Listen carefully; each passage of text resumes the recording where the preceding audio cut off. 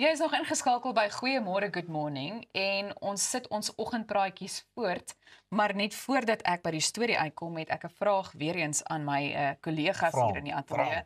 En dit is of julle dink dat kunsmatige intelligensie meer eties as mense kan optree. Jy is eerste. Gooi my in die diep Kontrol my vriend is wysheid.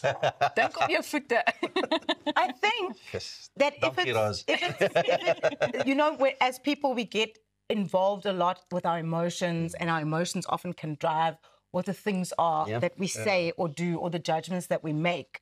And I think that because a robot or a ChatGPT, artificial intelligence, just looks at what is the information that is fed into it, and that is then how that thing makes decisions. But I don't know. Research, ja. Dink jy dis baie meer objektief? Ja, baie meer onpartydig. Maar research. ek het ook gehoor hulle maak mos jy kan hom slim maak. Jy leer hom hoe jy praat, hoe jy skryf, hoe jy dink. Tel hy nie maar dit dan ook op nie? Of as jy hom net once af gebruik, soos ek nou nog nooit gedoen het nie. Ja. Ek ook nie. Ja, Ek gebruik hom.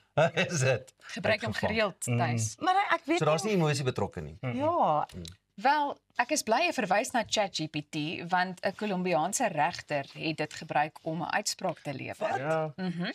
So 'n regter in Kolumbie het opslag gemaak deur te erken dat hy die kunsmatige intelligensie kletsbot ChatGPT gebruik het om hom te help besluit oor 'n saak wat 'n autistiese kind betref. En regter Juan Manuel Padilla het bevestig dat hy die hulpmiddel gebruik het om 'n uitspraak te formuleer oor 'n versoek dat die kind van mediese kostes vrygestel word weens finansiële beperkings. Maar ek dink is ook vir my interessant om te verneem dat Padilla sê ChatGPT is 'n nuttige hulpmiddel om regsargumente vinniger en meer gestruktureerd saam te stel, maar hy het beklemtoon dat die gebruik van kunsmatige intelligensies of liewer kunsmatige intelligensie nie regters vervang nie, want volgens hom bly hulle denkende wesens en vra hulle bloot tegnologiese hulp of maak hulle staat op daai hulp. Ja. Die man was eerlik. Ek dink daar's 'n paar ander manne wat dit ook al gebruik het en dan gee hy nou maar sy judgment call en almal dink, ooh, jy's slim. Maar ek dink dit plaas ook weer eens die fokus op die feit dat kunsmatige intelligensie deel word van soveel verskillende beroepe. En ek weet dit het nou al vir 'n geruime tyd ook kommer laat ontstaan, jy weet, na aanleiding van is dit besig om oor te neem of jy weet, is dit nou maar die oplossing vir die toekoms? ek dink daar is sekere werke en sekere bedrywe waar dit regtig kan help. Maar as jy nou 'n regter is, daai is 'n werk wat eintlik soos it's like quite high up in society because your judgment is enforced and your opinion of whatever the case may be, That's why you're a judge. that's why you're a En dis judge. jare se ondervinding. So your view and your perspective on the case is what is going to be the judgment. That's why you're the judge. En wat is dan die rol van iets soos 'n kwalifikasie? Ja. Jy weet, Ja. in die verband. Ja, want as jy mooi daarna gaan kyk, jy weet, want hulle gebruik dit juis op opstelle ensovoorts en op skool ook. Jy weet, maar daar waar dit uitkom, selfs nou met Juan, Judge Juan, is die uitspraak is te suiwer. En dan kom hulle agter, jy weet, ja, maar daar was ChatGPT betrokke geweest. Selfs byvoorbeeld met opstelle. Of as jy byvoorbeeld so the law is reason free from passion.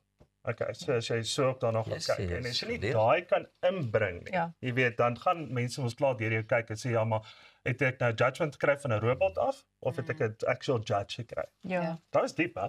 Ja, wel, maar julle almal het nou kinders, weer eens. Ek leer by julle.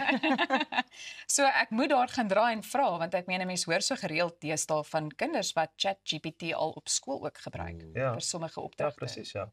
En dit is negatief. Dit is Wat leer jy die kind op? Ek meen obviously die skole waar ons kinders ook in is, hulle sê net luister ons, dis asof hulle dadelik optel die kind wat ChatGPT gebruik.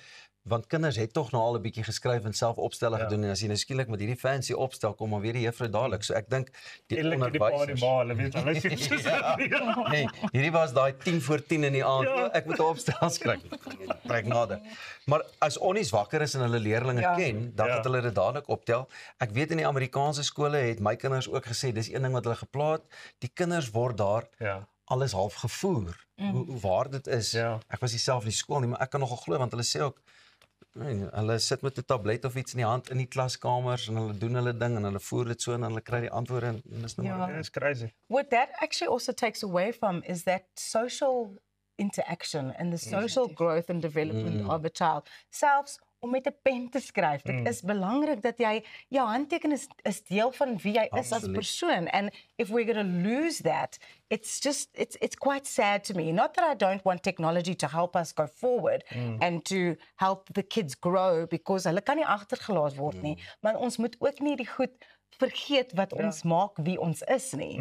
Ek het hopeloos te veel daarvan gehou om opstelle te skryf. Ek weet nie van julle nie, maar dit was vir my lekker geweest. So, maar ek dink dit is weer eens die ding van tegnologie en die feit dat ek dink dit gaan al hoe moeiliker raak om wel te bepaal, jy weet, of kinders staat maak op die reël. Ek dink hulle raak clever om dit clever te gebruik. Ja, ek dink daar gaan 'n ChatGPT bot moet wees om te kyk of iemand ChatGPT gebruik het om iets te doen of iets te skryf. Dit is regtig 'n fascinerende, vinnig bewegende wêreld waarin ons lewe en ons gaan nie agterbly nie. En dit voel vir my net soos nou die dag wat die ouens gesê het, hierso is dit en dit is waarvoor ons moet oppas en vandag elke advertensie of iets wat jy kry op jou sosiale media en goed as jy so fliek deur jou foon, ChatGPT nou op hierdie foon en daai en dit. Ja. Maar dit is ek dink is disruptive net vir nou, net soos wat Google was, maar weet dit.